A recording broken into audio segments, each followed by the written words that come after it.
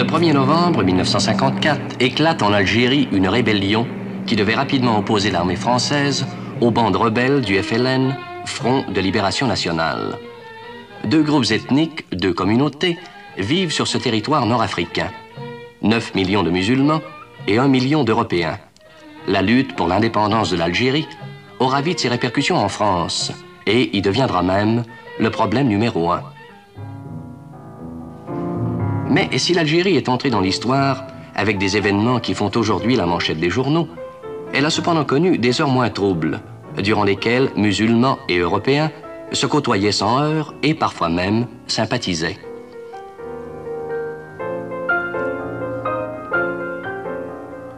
L'Algérie a connu, depuis le début du siècle, une expansion économique et démographique considérable et un accroissement du niveau de vie dont les musulmans ont profité dans une certaine mesure.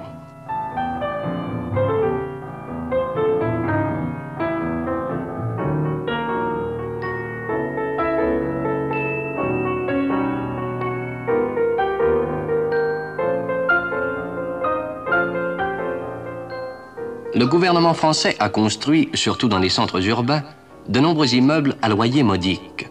L'ouvrier musulman, dès la fin de la Seconde Guerre mondiale, devient locataire d'appartements dotés de tout le confort moderne.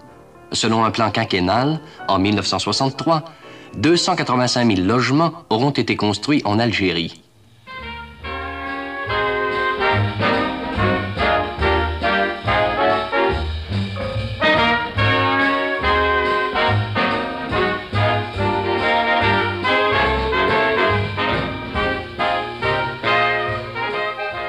Alger-la-Blanche est une des plus belles villes du monde, avec son quartier occidental et sa casbah pittoresque, formée de milliers de petites ruelles fraîches et discrètes, parcourues par ces femmes musulmanes enveloppées dans leur traditionnel voile blanc.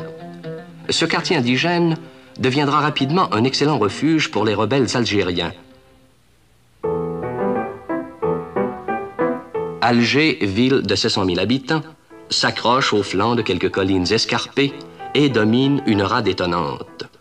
Pendant de nombreuses années, elle a vécu dans une agréable insouciance, profitant sans compter de tous les plaisirs de la vie. C'était une ville heureuse, sans histoire et un peu folle, où peu à peu, les deux communautés européennes et musulmanes s'intégraient l'une à l'autre.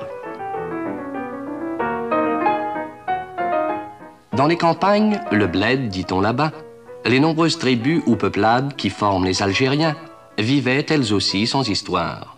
À proximité de beaucoup de villages, on peut trouver un saint homme retiré dans un marabout, passant sa vie en prière et nourri de l'aumône des villageois. L'administration française a toujours encouragé le culte religieux et a également permis aux écoles coraniques de poursuivre leurs cours. Et ces écoles disparaîtront cependant très vite quand éclatera le conflit algérien, car elles devinrent, pour la plupart, les alliés précieux des rebelles et les avocats de l'idée d'indépendance.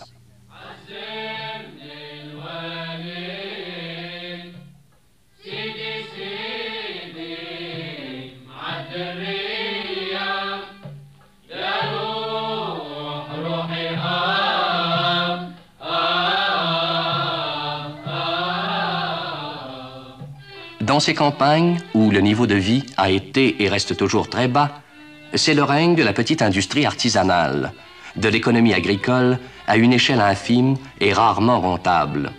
Chaque famille tâche de récolter olives et céréales qui lui permettront de vivre. Le superflu, s'il y en a, est vendu au marché, le souk en échange de matières grasses, de morceaux de viande ou d'un pain de sucre. Christianisée dès les premiers siècles de notre ère, Saint-Augustin est un Algérien, l'Algérie est conquise en 647 par les Arabes venus d'Asie et d'Égypte. 1000 ans plus tard, les Turcs envahissent à leur tour ce territoire. Mais rapidement, cette terre ne reconnaît plus la tutelle de Constantinople. La piraterie s'installe le long des côtes algériennes. La Méditerranée est infestée de pirates barbaresques. Les chefs de bande font la loi et les corsaires enlèvent en pleine mer des Européens pour en faire des esclaves. Devant ce danger constant et cette entrave à la navigation, 3 puissances navales, la France, la Grande-Bretagne et la Hollande, organisent une expédition punitive contre les pirates. Nous sommes au XVIIIe siècle. Un an plus tard, l'Europe tente de s'entendre avec le Dey d'Alger afin de rétablir l'ordre dans la Méditerranée. Les négociations n'aboutissent pas et les puissances occidentales essaient de s'emparer par la force d'Alger.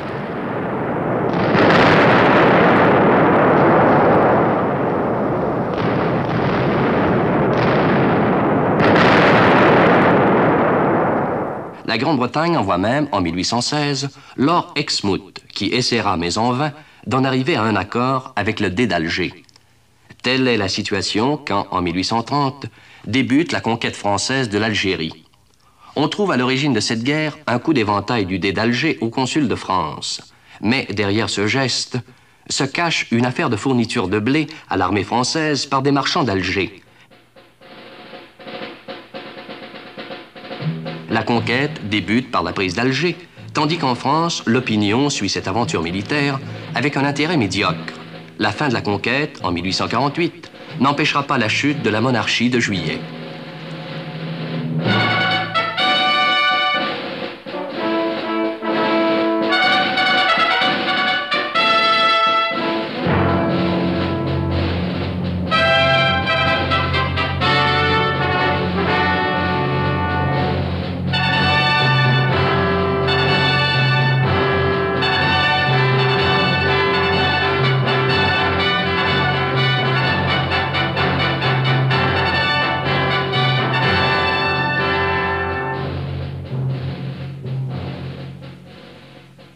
Après quelques assauts très meurtriers, la ville d'Alger tombe le 5 juillet 1830 et l'état-major annonce triomphalement la victoire de l'armée française.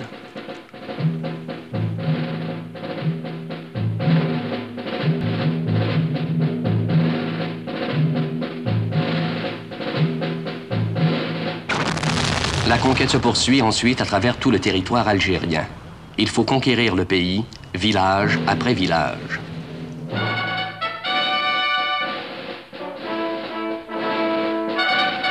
L'hostilité de l'opinion française est vive et se traduit par des caricatures qui bafouent soit le régime, soit l'armée d'Afrique. Au bas de cette caricature, on peut par exemple lire « Nous civiliserons ces Noirs ».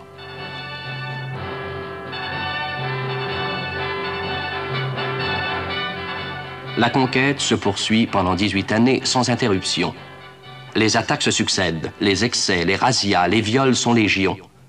Les musulmans se défendent farouchement sous l'impulsion d'un batailleur né, Abdelkader. Ce chef arabe a armé les populations et rend la fin de la conquête très pénible.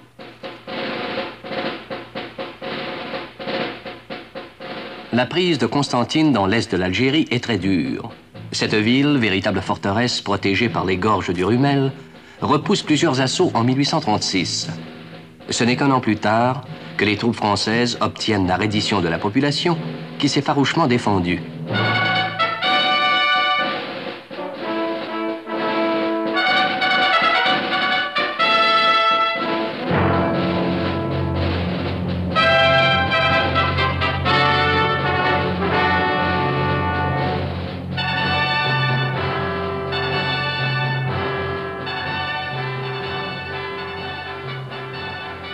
Le duc d'Orléans se distingue durant toute cette campagne africaine. Il a participé à la prise d'Alger et d'une dizaine d'autres villes, dont Mascara et Mouzaïa. En 1847, l'émir Abdelkader fait sa soumission au général Lamoricière. Il est interné en France jusqu'en 1853, puis libéré, devient un fidèle ami de la France.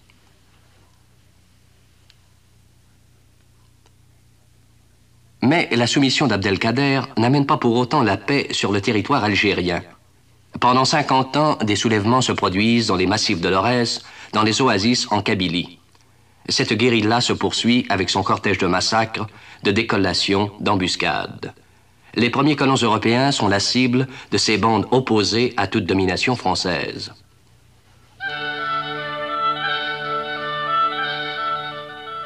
Pendant ce temps, Alger est devenue une ville calme et connaît, dès 1848, le début de son expansion économique et démographique.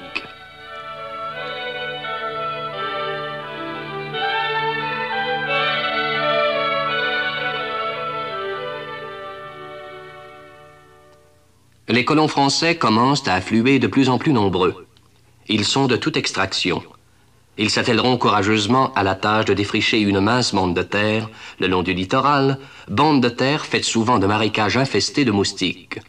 Beaucoup mourront de la malaria et de la typhoïde.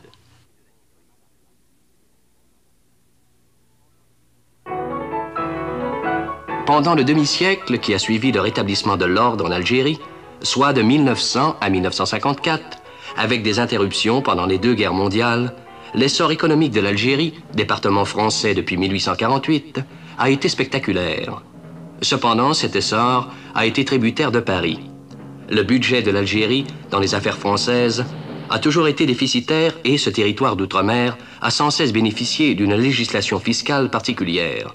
Mais depuis la fin de la Seconde Guerre mondiale, l'Algérie a vu ses institutions se développer à un rythme de plus en plus rapide.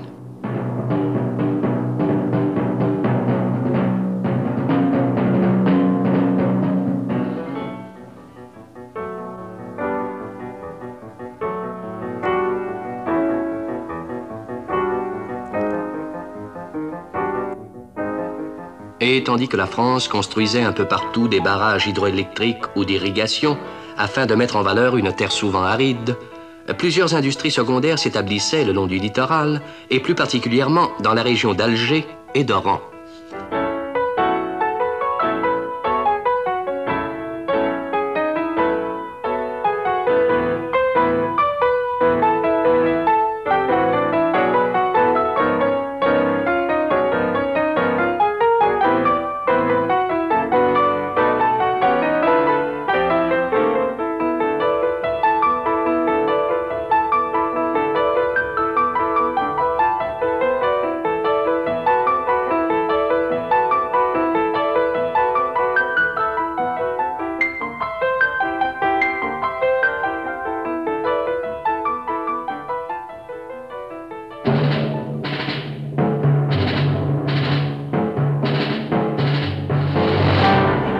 Il reste que l'économie de l'Algérie se caractérise toujours par une exportation des matières premières et une importation des produits finis de la métropole. Les agrumes, le vin, l'alpha et l'huile d'olive figurent parmi les produits exportés vers le marché domestique français. Cette dépendance économique de l'Algérie par rapport à la France a donné naissance à un important réseau maritime et aérien, sorte de pont permanent de 500 000 de long par-dessus la Méditerranée.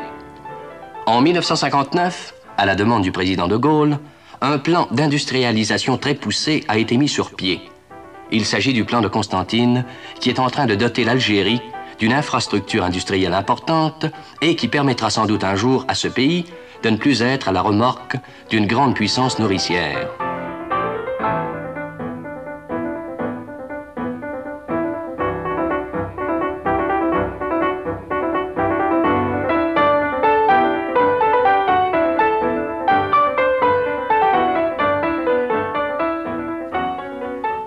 Le sous-sol algérien recèle plusieurs richesses non négligeables, dont le minerai de fer des mines de Wenza, du Zakar, de Tindouf et de Benissaf.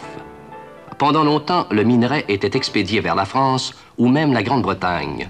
Mais la découverte au Sahara d'importantes nappes de pétrole et de gaz naturel, après des années de prospection, a permis d'envisager la création d'industries lourdes sur le territoire algérien.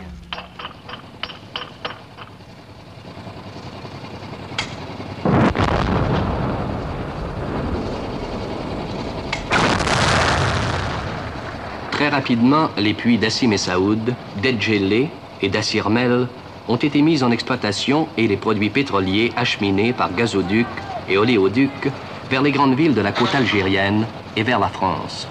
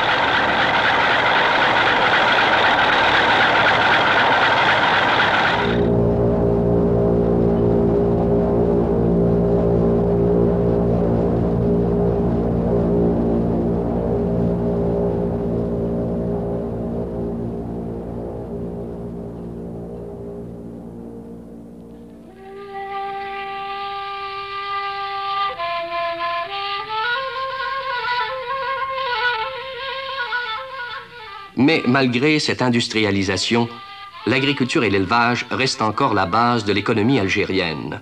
Les troupeaux de moutons et de vaches trouvent sur des terres arides et rocailleuses un maigre pacage, d'où la nécessité pour les populations musulmanes d'un nomadisme quasi permanent. Avec la colonisation des terres et la mécanisation de l'agriculture, il a été possible de fertiliser certaines de ces régions.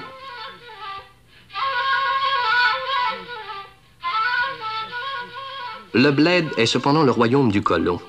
C'est lui qui a dirigé pendant longtemps l'assolement des terres, qui a implanté la culture de la vigne, amélioré celle de l'olivier, réformé les méthodes ancestrales de l'élevage.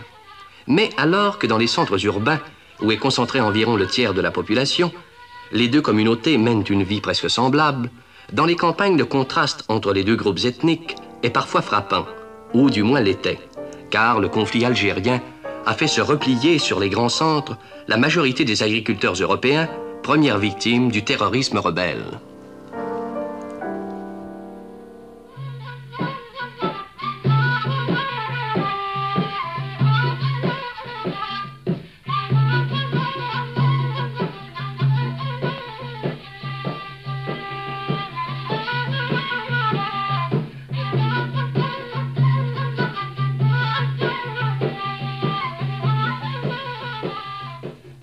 Dans les petites agglomérations rurales, où chaque semaine se tient un marché en plein air très pittoresque, les femmes, comme les hommes, vivant de façon archaïque, se livrent à des travaux de tissage, à la confection de tapis ou de poterie rustique. C'est une vie assez primitive et pauvre.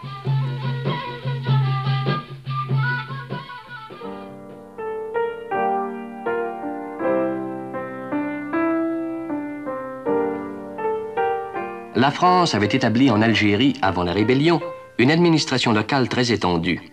Cette administration avait pour fonction aussi bien de recenser les populations, faire respecter les règles élémentaires de l'hygiène, que d'arbitrer les éternelles et traditionnelles disputes qui opposent sans cesse un musulman à son voisin pour une affaire anodine. Cette administration civile, quand éclatera la rébellion, s'effondrera en 6 mois et cédera la place à une administration militaire.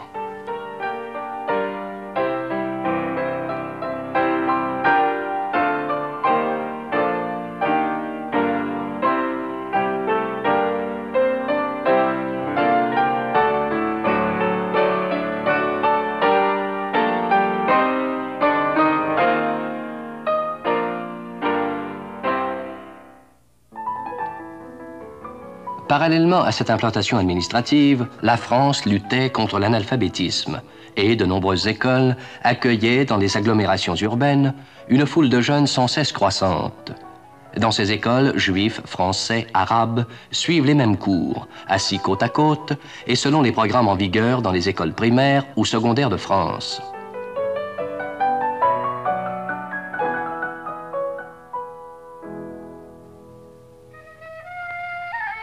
Dans les campagnes, l'effort de scolarisation n'a pas pu suivre le rythme de l'expansion démographique. C'est souvent dans des écoles de fortune que les instituteurs pionniers donnent leurs cours. Les jeunes musulmans se pressent par centaines de milliers dans ces écoles. Mais en 1960, un quart des enfants de 6 à 14 ans étaient scolarisés. Depuis le début du conflit algérien, l'instituteur civil a souvent cédé sa place à l'instituteur soldat, car l'armée a pris à sa charge, depuis 5 ou 6 ans, la tâche de scolariser les populations du bled.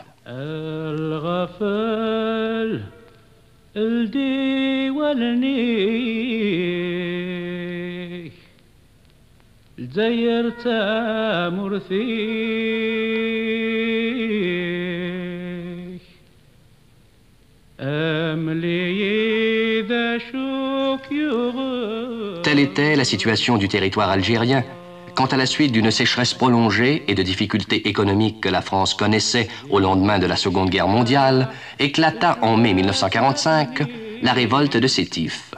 Encadrée par des dirigeants politiques et syndicaux, les masses musulmanes de l'Est de l'Algérie manifestent contre le chômage persistant.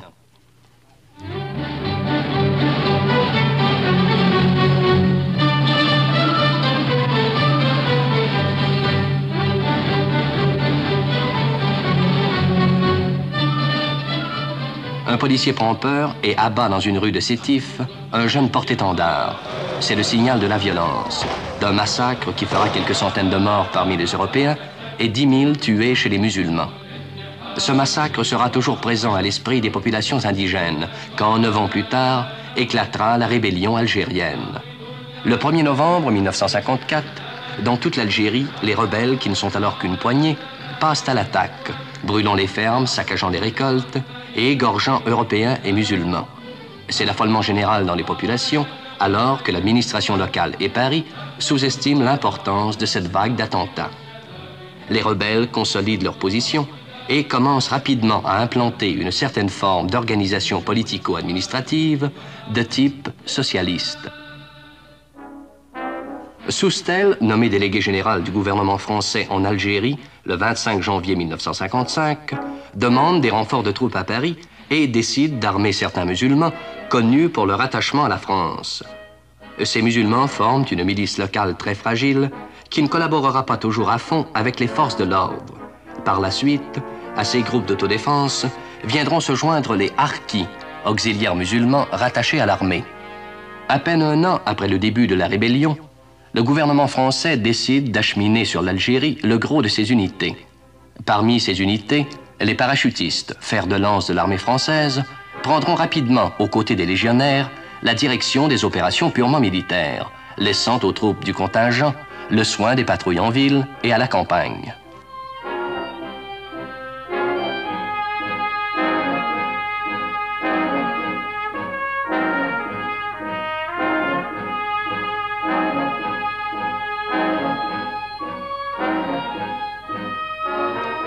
Ces troupes du contingent, formées d'appelés qui font leur service militaire, sont implantées un peu partout en Algérie et se livrent à une tâche de pacification. Tâche qui comprend aussi bien la protection des récoltes, l'éducation des jeunes musulmans, que les embuscades de nuit et les opérations de police. Mais le gros de la guerre, les grandes attaques, sont confiées aux parachutistes et aux légionnaires qui auront une optique particulière de l'Algérie.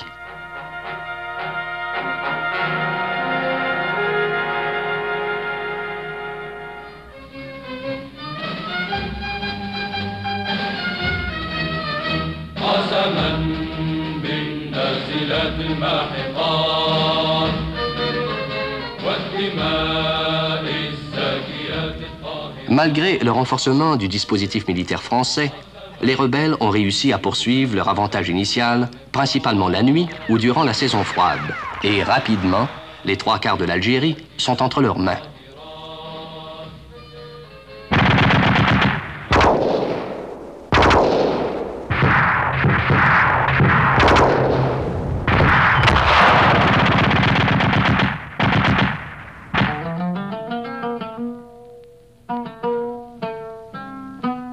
Devant cette entreprise des rebelles sur la masse indigène et afin de faciliter ses opérations militaires, l'armée décide de regrouper dans des villages sommairement construits à des endroits stratégiques des milliers et des milliers de petits paysans arabes.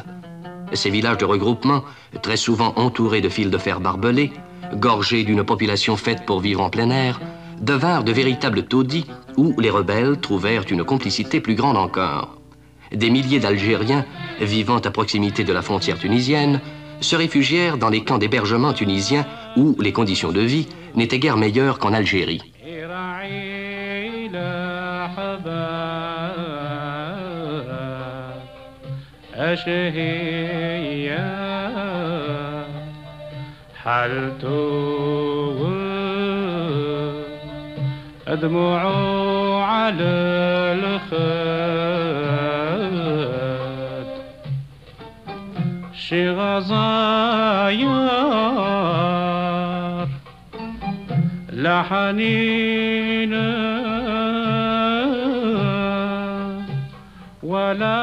Ces vastes déplacements de population n'empêchent cependant pas les nationalistes de trouver dans les villages isolés un appui efficace de la population locale qui, par crainte de représailles ou par conviction profonde, est prête à fournir le gîte et la nourriture aux groupes rebelles. Ceux-ci deviennent rapidement des héros aux yeux des jeunes musulmans et peu à peu grandit dans les masses une conscience nationale.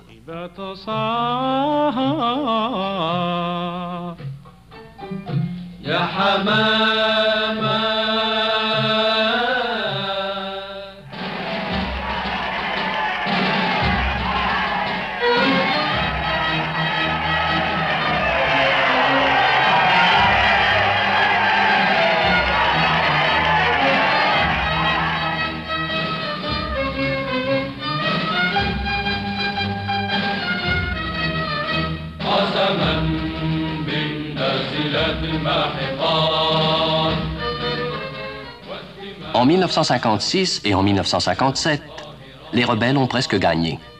Ils ont installé dans beaucoup de villages une administration révolutionnaire connue sous le nom d'organisation politico-administrative.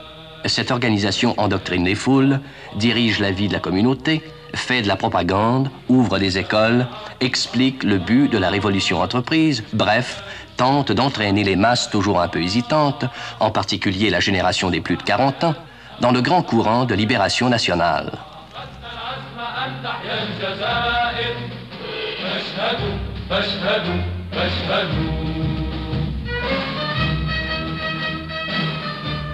Les rebelles veulent accroître leurs effectifs militaires et le FLN entreprend une campagne de recrutement auprès des jeunes, plus perméables aux nouvelles idées d'indépendance. Les fellagas tiennent alors des séances de maniement d'armes et donnent des conseils sur la guerre d'embuscade. C'est constitué en Tunisie même, dans des camps rebelles. Parallèlement à cette action sur la masse et auprès des jeunes, le FLN s'emploie à intensifier ses attentats. Les sabotages sont de plus en plus nombreux. Ils sont dirigés principalement contre les trains, les pylônes électriques de haute tension et les véhicules de l'armée.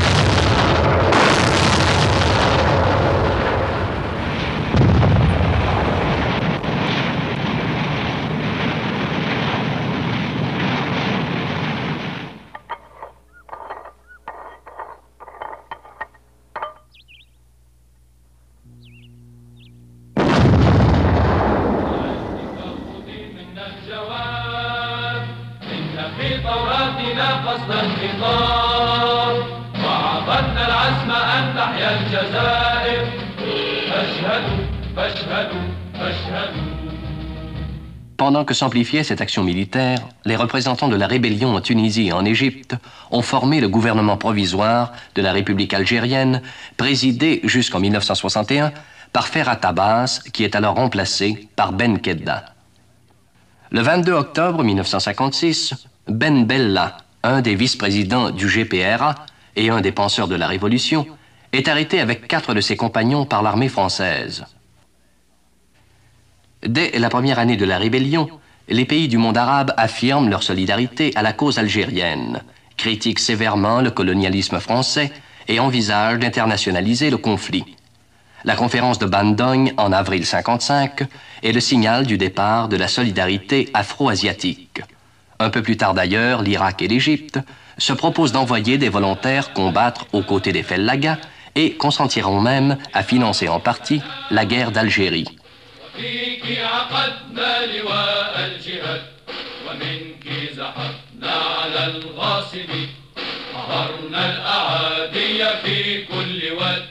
فلم تجدهم طائرات عود ولا الطنك ينجيهم في البواد. Mais vers le milieu de 1957, l'armée française décide une grande offensive qui se soldera par la destruction presque complète de toutes les unités rebelles et l'implantation généralisée de postes militaires sur toute l'étendue du territoire nord-africain. La contre-offensive débute dans la Casbah d'Alger, où les parachutistes livrent une véritable guerre de rue à l'organisation rebelle.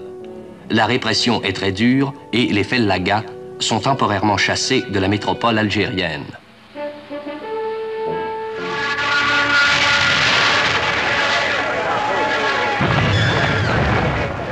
Cette contre-offensive s'étend aux campagnes et l'aviation intervient aux côtés des parachutistes, des légionnaires, des blindés. Toute l'armée française en Algérie est lancée dans la bataille.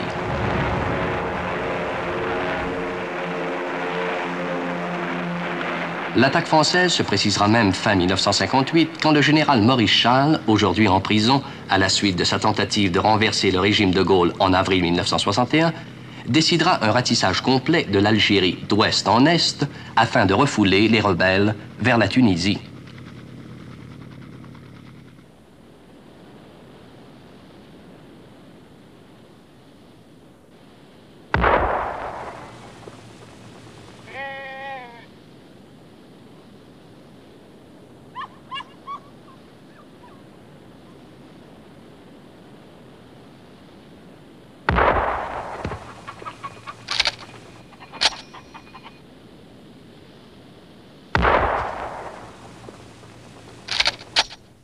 Des moyens considérables sont mis en œuvre et rapidement, l'organisation nationaliste est démantelée. Des méthodes brutales sont parfois utilisées. Quelques exécutions sommaires se produisent en guise d'intimidation. Un armement considérable est saisi. Armement disparate venant aussi bien des États-Unis que des pays communistes. De nombreux suspects sont interrogés ou emprisonnés.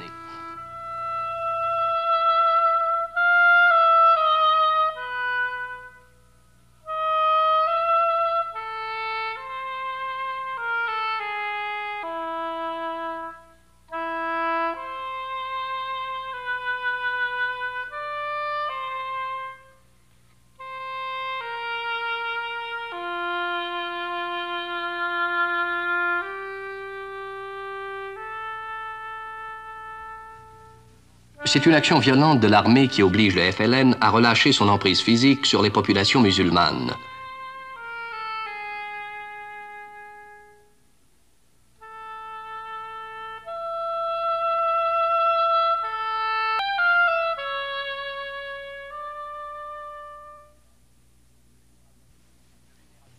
Le général Massu, avec son légendaire béret rouge, se distingue dans ses combats à la tête des unités parachutistes. Ces combats se poursuivent jusqu'au début de 1960 par une succession de grandes opérations très efficaces.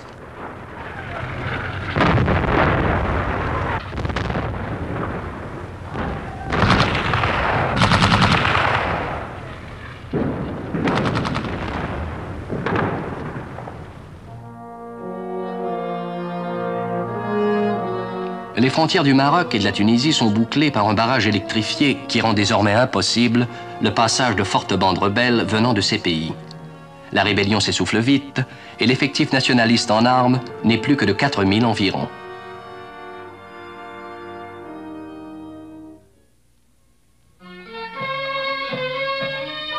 Mais si le GPRA a perdu la guerre militaire, son idéal révolutionnaire connu jusqu'au fin fond de l'Algérie n'en continue pas moins de fermenter. Les nationalistes algériens intensifient leur action diplomatique internationale. Tunis est devenu le siège officiel du GPRA, qui donne de nombreuses conférences de presse afin d'ameuter l'opinion mondiale, qui n'a en somme pas beaucoup entendu parler de ce conflit. Survient alors le bombardement de la petite bourgade tunisienne de Sakiet Sidi Youssef par l'aviation française le 8 février 1958. Ce bombardement, par les répercussions internationales qu'il soulève, est à l'origine des événements du 13 mai 1958, de la chute de la 4e République française et du retour au pouvoir du général de Gaulle. Le premier résistant français, lors de la dernière guerre mondiale, est acclamé comme un sauveur par les Européens d'Algérie. Les musulmans, de leur côté, vénèrent cet homme qu'ils ont appris à connaître de 1942 à 1945. Nous allons le montrer, pas plus tard que dans 3 mois, dans l'occasion solennelle où tous les Français, y compris les 10 millions de Français d'Algérie, auront à décider de leur propre destin. Moi, de Gaulle, à ceux-là, j'ouvre la porte de la réconciliation.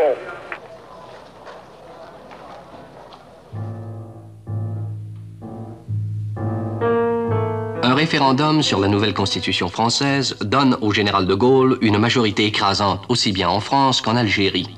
C'est l'homme de la situation qui a les pleins pouvoirs pour réussir là où les précédents gouvernements ont échoué. Les masses musulmanes, fatiguées de cette guerre qui dure depuis plus de 4 ans, n'aspirent qu'à une seule chose, le retour de la paix. Malgré les consignes FLN, 80% de votants, dont 96% de oui, en Algérie. Les Européens d'Algérie, de leur côté, pensent que le général de Gaulle maintiendra l'Algérie française. Mais au fil des discours du président de Gaulle, les Européens d'Algérie constatent que l'homme en qui ils avaient mis toute leur confiance envisage au contraire l'indépendance du territoire par le processus de l'autodétermination une fois le cessez-le-feu proclamé. Cette attitude libérale du président français a de profondes répercussions au sein des masses musulmanes qui réalisent brusquement que leur aspiration profonde à l'indépendance n'est désormais plus une utopie. Mais les Européens d'Algérie ne l'entendent pas de cette oreille et manifestent de plus en plus ouvertement leur hostilité au régime. En France, on pense que la politique de Gaulle est la bonne, mais les milieux de gauche en particulier estiment que le général ne procède pas assez vite et que les négociations secrètes ou non avec les rebelles algériens ressemblent souvent à des dialogues de sourds. L'opposition se fait de plus en plus vive dans les cercles européens d'Algérie et une fraction de l'armée est gagnée par cette animosité envers le régime. Les musulmans, au contraire, continuent à voir en de Gaulle le seul homme susceptible de mettre fin au conflit et même d'accorder son indépendance à l'Algérie. Le 24 janvier 1960, les activistes d'Alger tentent de refaire le 13 mai 1958 et de renverser le gouvernement de Paris en dressant des barricades dans le centre d'Alger.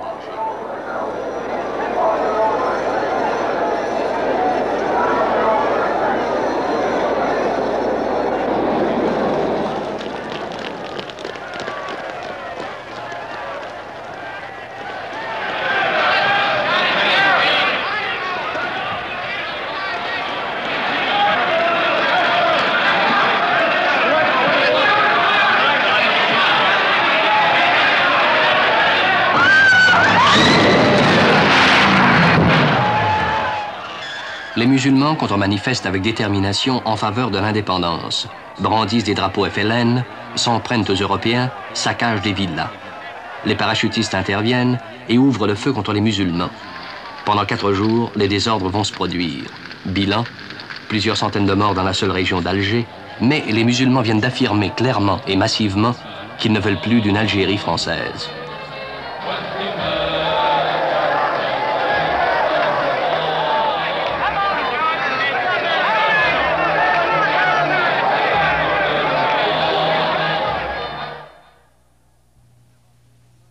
Devant ces événements, le gouvernement provisoire de la République algérienne se réunit à plusieurs reprises à Tunis pour étudier la situation et la ligne de conduite à adopter dans ses négociations avec Paris.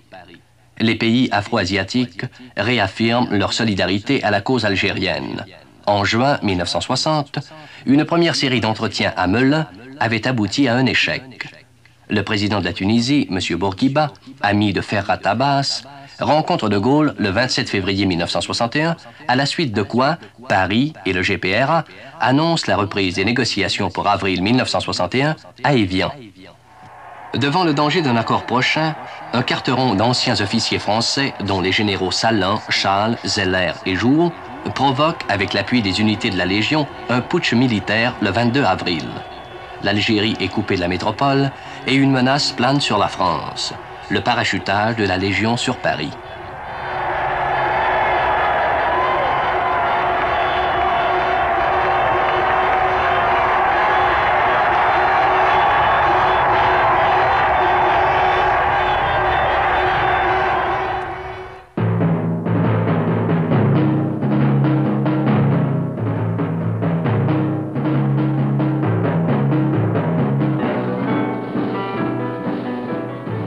Paris connaît des heures tendues, surtout durant la nuit du 23 au 24 avril. Les blindés prennent position autour de la Chambre des députés. Mais la fermeté du régime de Gaulle et le loyalisme d'une partie de l'armée française font échouer en 4 jours cette tentative de coup d'État. Le général Charles se rend, tandis que Salan, le militaire le plus décoré de France, prend le maquis et met sur pied, avec des déserteurs militaires et les activistes européens, l'organisation de l'armée secrète, l'OAS. Quelques semaines après le coup d'État, les pourparlers d'Évian commencent avec d'infinies précautions.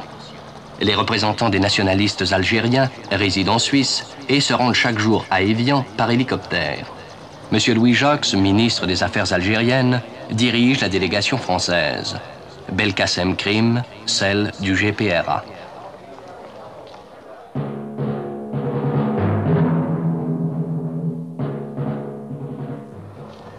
Mais le 20 juin 1961, les pourparlers sont suspendus.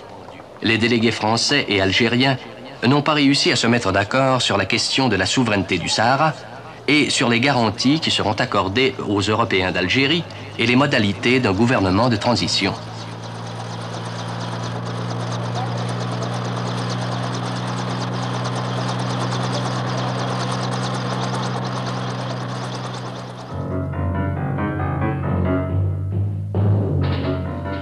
Profitant de ce répit, en Algérie comme en France, l'OAS multiplie les attentats, fait exploser des charges de plastique dans les édifices publics ou devant le domicile de personnalités politiques favorables à l'indépendance de l'Algérie. Le général de Gaulle échappe par miracle à un attentat. Un climat de peur et de suspicion s'installe sur tout le territoire français. La gauche française et les communistes crient au fascisme.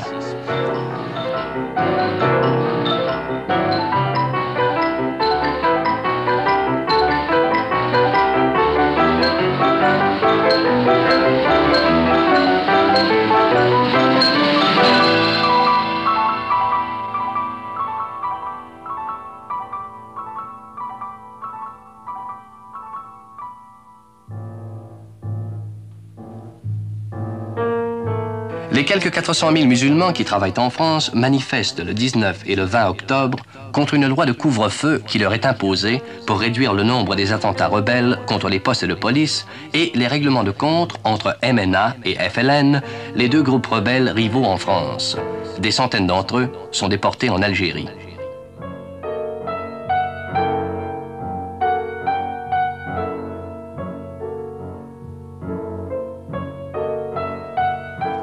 Les femmes musulmanes manifestent également dans les rues de Paris contre cette loi de couvre-feu.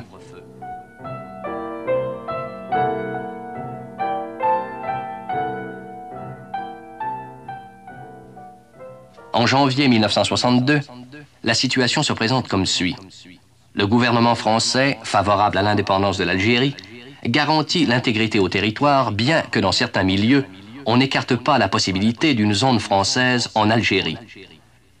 Le GPRA est prêt à renouer les négociations en vue d'un cessez-le-feu et accepte l'idée de l'autodétermination. Seules des questions de procédure semblent retarder le règlement du conflit. L'OAS, de son côté, tente par tous les moyens de provoquer une crise du régime, de s'emparer du pouvoir et de conserver l'Algérie comme territoire français. Des forces qui semblent irréductibles s'opposent toujours. Nul ne sait quelle sera l'issue du conflit.